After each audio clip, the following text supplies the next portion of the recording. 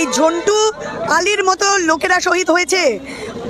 মানে যদি কোনো মুসলমান ভাই আমার মারা যেত না, যদি মারা না যেতেন বা বলিদান না দিতেন, তাহলে বোধহয় ওরা একদম পুরোপুরি চাপিয়ে দিতেন মুসলিম। আরে এটা ভারতবর্ষ, এখানে এক একটা মুসলমান ভাই মা সবাই আমাদের নিজের আপন। ওরা আমারও ভাই আমারও মা। আজকে বলছে মুসলিম তারাও, কালকে বলবে ওবিসি ভাগাও, পরের দিন বলবে দলিত ভাগাও, পরের দিন তারপরের দিন বলবে বিহারি হাটাও। কোথায় যাবো আমরা? এটা ভারত, এটা সেকুলারিজমে বিশ্বাস করে।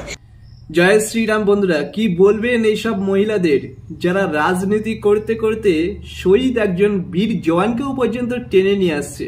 সেই পৃথিবীতে নেই, তিনি আমাদের ভারত মাতাকে রক্ষা করতে গিয়ে চলে গিয়েছে পৃথিবী ছেড়ে। ঝন্টু আলী শেখ, এই মহিলা জানা দরকার ইনি একজন রাষ্ট্রীয় মুসলিম। ইনি দেশকে যতটা ভালোবাসে, জীবন দিয়ে ভালোবাসে, ধর্ম থেকে তার দেশ বড়, আর ইনি হচ্ছে রাষ্ট্রীয় মুসলিম। যে সকল মুসলিমদের ভারত সরকার তাড়াচ্ছে, কেন্দ্রীয় সরকার তাড়াচ্ছে, তারা কারা? তারা হচ্ছে রোহিঙ্গা, যাদের কোনো কাগজ নেই, যাদের কোনো ডকুমেন্টস নেই। তারা বহিরাগত শত্রু হিসেবে আমাদের ভারতবর্ষে লুকিয়ে লুকিয়ে হিন্দুদের হত্যা করবে, আর সেই সকল বহিরাগত শত্রুদের জামায়াত করবে ভারত সরকার। ঝন্টু আলী শেখের মতো মুসলিমদের সঙ্গে তাদের তুলনা করছেন এই মহিলা? লজ্জা করে না এদেরকে? আর ঝন্টু আলী শেখের মতো কত রাষ্ট্রীয় মুসলিম আমাদের ভারতীয় সেনাবাহিনীতে তারা কাজ করে থাকে। তারা জানে এই ভারতবর্ষের মর্ম কি।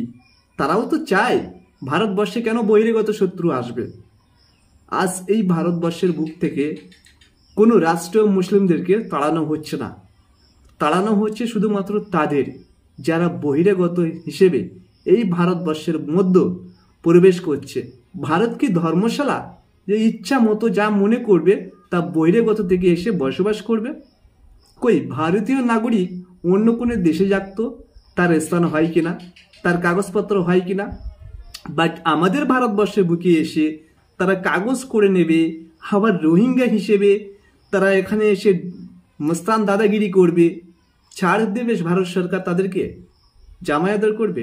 এই সমস্ত মহিলারই তো আসল দেশদ্রোহী, যারা ভারতবর্ষের বুকে থেকে ভারতকে শত্রুতা করছে, ভারতের সাথে বেইমান করছে।